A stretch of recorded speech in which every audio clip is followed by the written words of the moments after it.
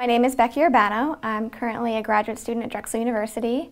I live in Center City, Philadelphia, and a couple of years ago I decided that I wanted to start volunteering at a place where they were helping people with celiac disease, and I happily found an FCA. I have celiac disease. I was diagnosed 4 years ago. I was having symptoms for about 2 years prior to my diagnosis, a lot of discomfort after eating, digestive distress, things like that. And for a while it wasn't so bad, but then eventually it became so bad I couldn't ignore it anymore. I went to the doctor, and I was very fortunate. The first doctor I went to diagnosed me, so I know a lot of people aren't that lucky. But I was diagnosed by blood test and then immediately went on the gluten-free diet and felt so much better. It was like day and night. When I first found out that I had celiac disease, I felt a little bit crushed. I didn't really know where to turn. I ate fruit salad for a week. I really didn't know what to do, and I just hope through my experiences that I can help someone else along their journey. I love Celiac Awareness Night at the Phillies. It's tons of fun. I also have done events at Weaver's Way, which is a natural foods grocery co-op in this area.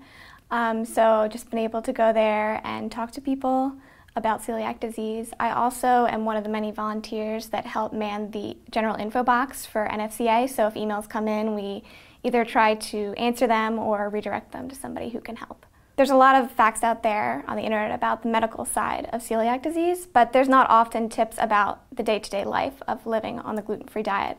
So it's nice to connect to people and help them with really daily tips on how to eat gluten-free foods. I once got an email from a couple that was visiting from Germany, and they were looking for places where they could find gluten-free foods. So I was really happy to answer that one because I was able to give them tons of tips and names of grocery stores where they would be visiting. So people with celiac disease really need advocates, I feel. Like I've seen it even personally when I go to restaurants.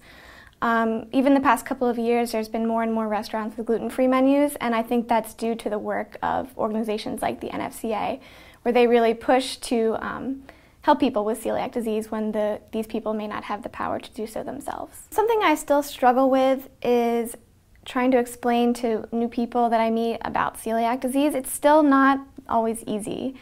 So when I started graduate school, I met a ton of new people, and I would try to explain to them why, oh, I can't have a beer with you or whatever it may be. And a lot of people have been very receptive, and they understand how dangerous it can be for me to have gluten, but some people still don't seem to really understand how important it is that I eat a certain way.